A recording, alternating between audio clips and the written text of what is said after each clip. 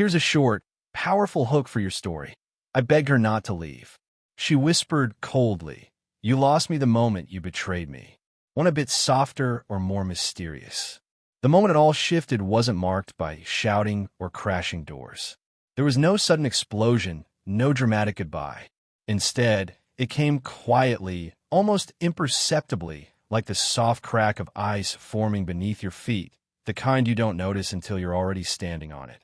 I remember the day clearly, though the memory feels heavy with a kind of stillness.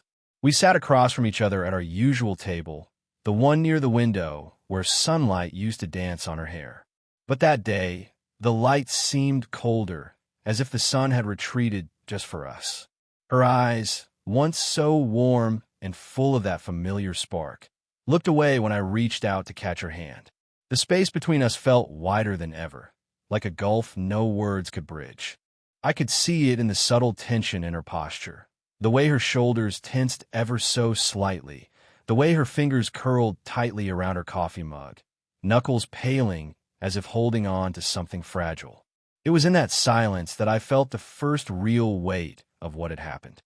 The betrayal, unspoken yet undeniable, hung in the air like a shadow neither of us dared confront. She didn't need to say the words. The distance in her gaze said it all.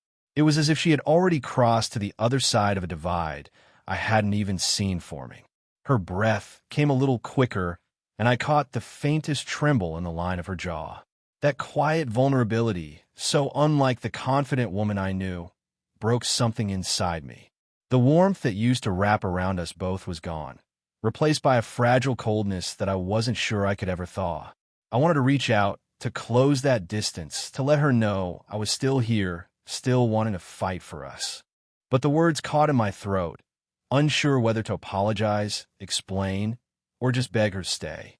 Instead, I sat there, watching her silently, tracing every small gesture, the way her hand gripped the table's edge, how her eyes flickered toward the window but never fully met mine.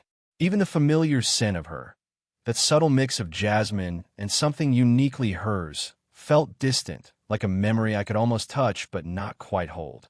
I realized then that it wasn't just the space between us in that moment. It was the space her betrayal had carved inside my heart, and maybe inside hers too. That day, I understood that nothing would be the same. The gentle warmth of before had cracked, and though the fracture was quiet, it was deep. The question that haunted me then was whether that fragile bond could survive, or if the silence between us was the beginning of the end. After that quiet fracture settled between us, days stretched on with a slow heaviness. I found myself moving through the familiar rhythms of our life, but everything felt slightly out of reach, like walking through fog, trying to find a path that had somehow shifted beneath my feet. I wanted to reach her, to break through the silence that had wrapped itself around us like a thick, suffocating blanket. But every attempt felt like stepping on a fragile ice, unsure if it would hold or crack beneath me. I was painfully aware of the walls she'd built, walls I hadn't seen being raised until they stood tall and solid. Still, I tried, small things at first. I sent a message with no expectations, just a quiet hope to hear her voice again. I suggested meeting for coffee, hoping the warmth of the place, the simple act of sitting close, might thaw the distance between us. When she agreed, I was careful not to rush, not to overwhelm.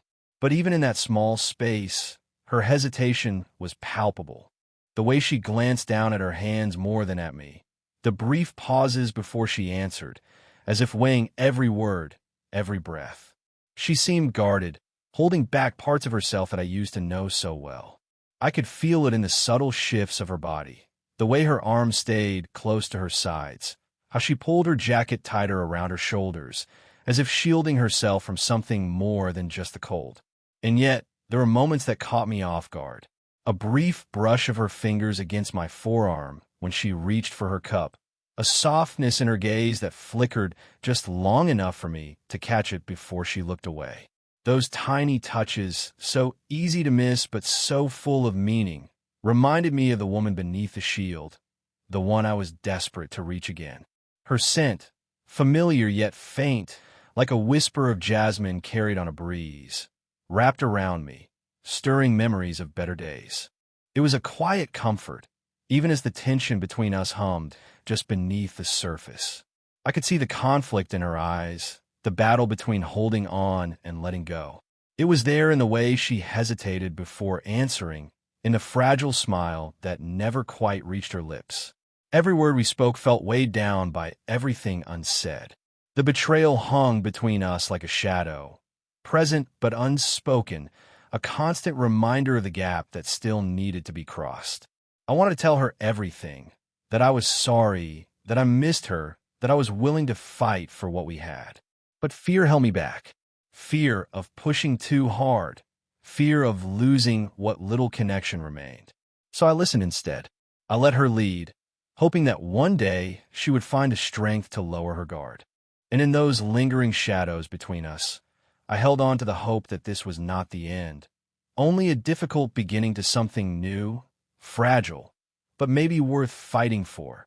The moment came quietly, without fanfare or dramatic build-up. We found ourselves alone, the world around us fading into a soft blur, as if the air itself held its breath. The silence between us was thick, no longer filled with avoidance, but charged with the weight of what needed to be said. She settled into the chair opposite me, her eyes searching mine with a mixture of courage and hesitation. There was a vulnerability there I hadn't seen before, like the walls she had carefully constructed were finally cracking, just enough to let some light through. I wanted to speak first, to offer apologies, explanations, to try and mend what I had broken.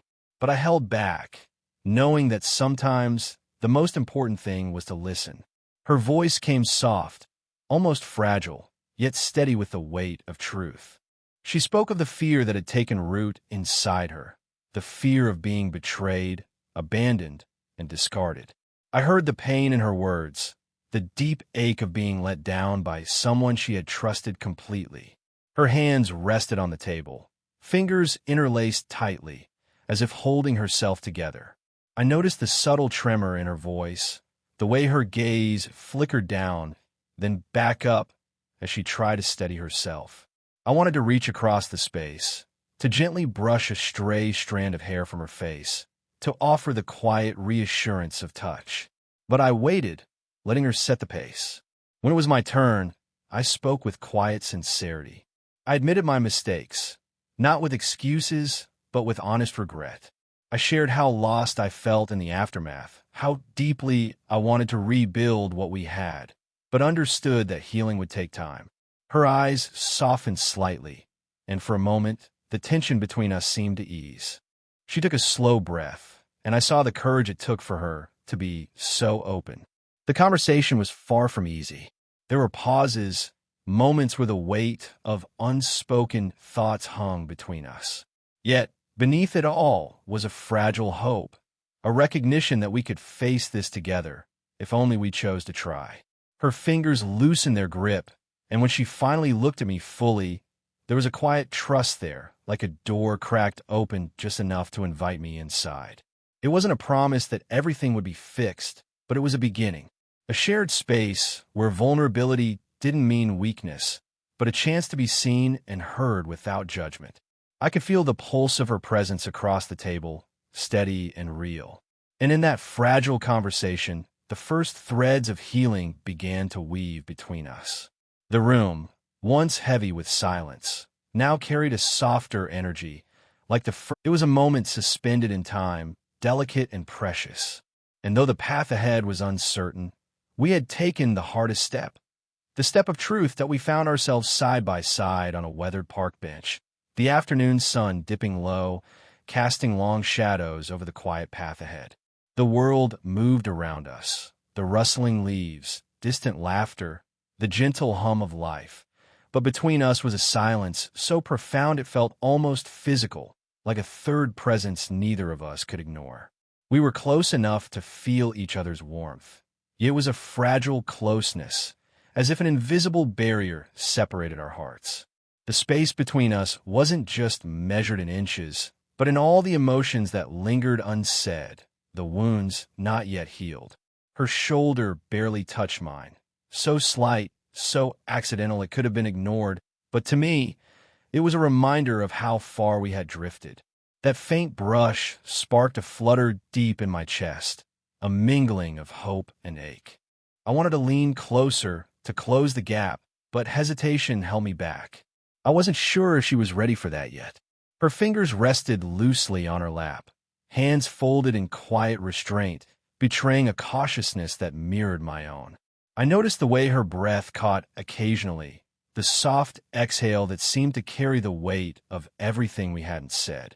I stole a glance at her profile, her jawline tense, lips pressed together as if holding back emotions just beneath the surface.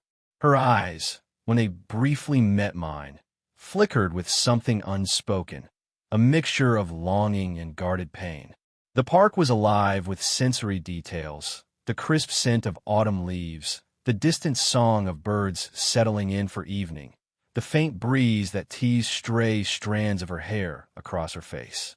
I reached out almost instinctively, brushing the hair back behind her ear, careful and slow. Her skin was cool beneath my fingertips, the slightest shiver running through her frame. It was a touch charged with tenderness, but also uncertainty, a reminder that while physical proximity was possible, emotional closeness was still a journey we had to navigate carefully. For a long moment, we simply sat like that, side by side but worlds apart. The silence between us wasn't uncomfortable anymore. It felt contemplative, a fragile peace amid the tension. I wanted to tell her how much I missed the warmth of our connection, the effortless closeness we once shared. But words felt clumsy, too heavy for the moment. Instead, I let the quiet speak for me. I let the steady rhythm of my breath, the gentle pressure of my hand resting near hers, convey the hope that still lingered, that despite the distance, there was a chance to rebuild what was lost. She shifted slightly, leaning into the moment just a little more, as if testing the water. Her eyes softened, and a small, almost imperceptible sigh escaped her lips. It was enough. That afternoon on the bench became a silent promise, a recognition that while the path ahead would be slow and uncertain, it was still a path we could walk together. The emotional barriers remained, but between those subtle touches and lingering glances, I felt the first real stirrings of hope. The days following our time on the park bench were marked by small, almost imperceptible shifts. Healing, I realized, wasn't a sudden flood but a steady, gentle tide, the kind that rolls in quietly and reshapes the shore over time. It was in the little things, those fleeting moments that might seem insignificant to anyone else, but carried immense weight for us. She began to let down her guard in tiny ways. A shared coffee became less awkward, the space between us shrinking with every sip. I noticed how her eyes lingered a fraction longer when she thought I wasn't looking, a subtle softening that told me she was slowly opening again.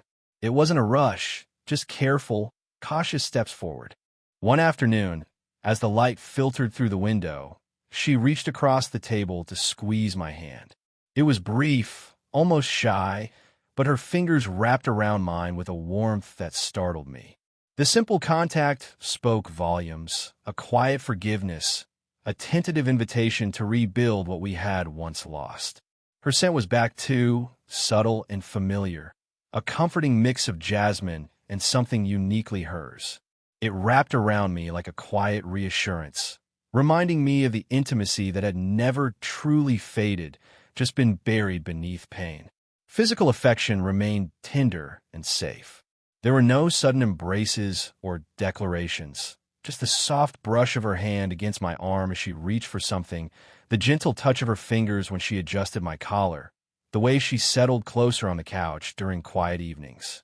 Each gesture was like a stitch, weaving new threads of trust and connection. I learned to be patient, to listen more and speak less, allowing her to set the pace. I knew that rushing could shatter the fragile progress we had made.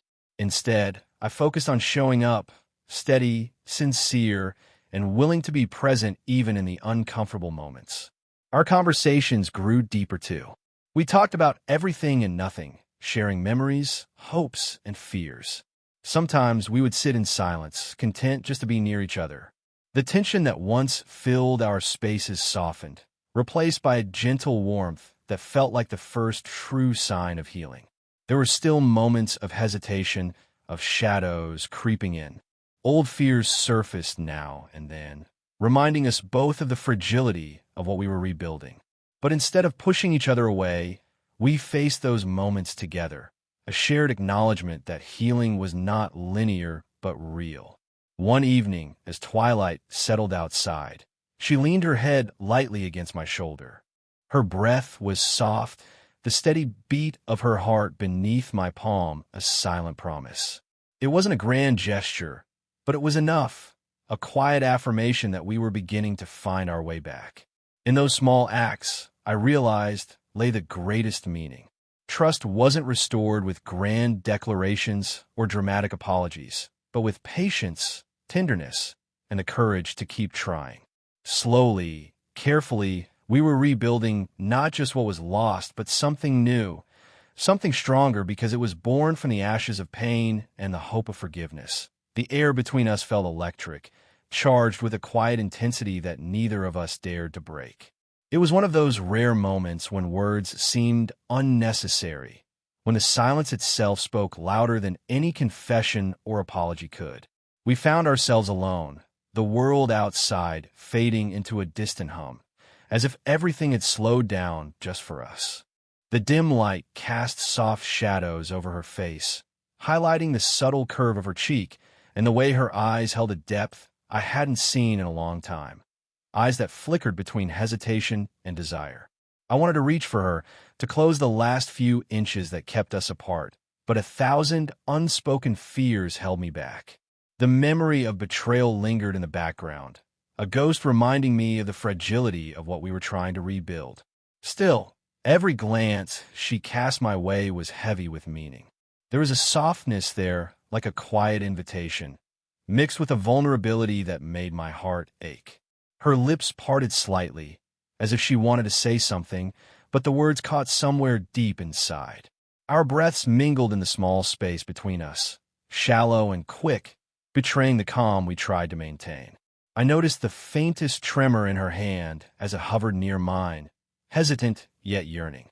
The tension was palpable, a delicate thread stretched taut, ready to snap or bind us closer. It was in the way her fingers almost brushed my skin, in the lingering look she gave me when she thought I wasn't watching. Every moment was a silent question.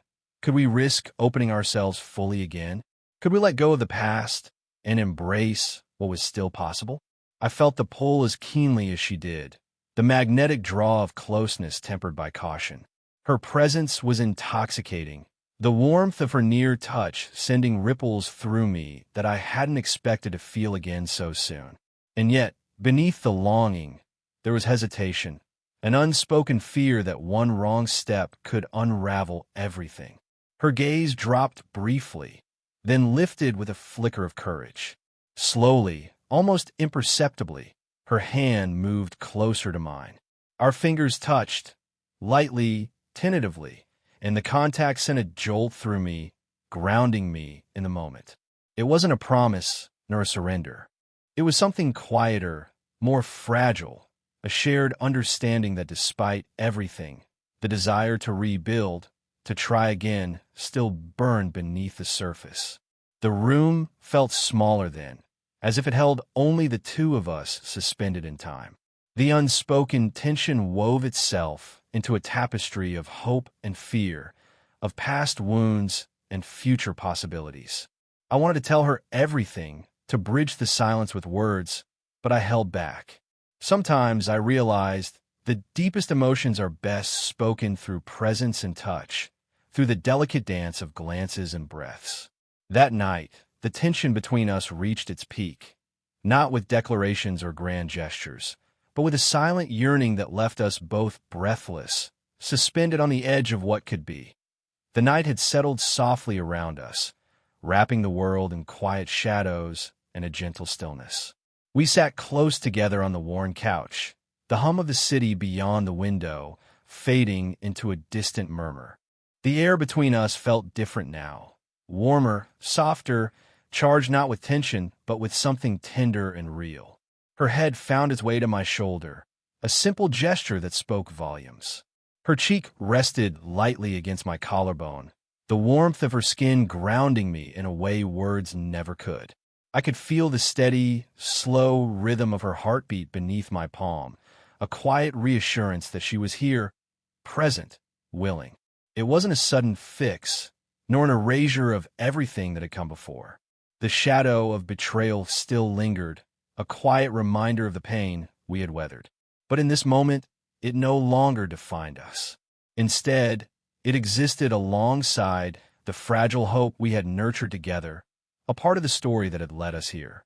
Her fingers curled gently around mine, their grip steady and sure. The softness of her touch was a balm, a silent promise that we were no longer alone in this. We had crossed the chasm that once separated us, and while the path ahead was uncertain, it was one we would walk together.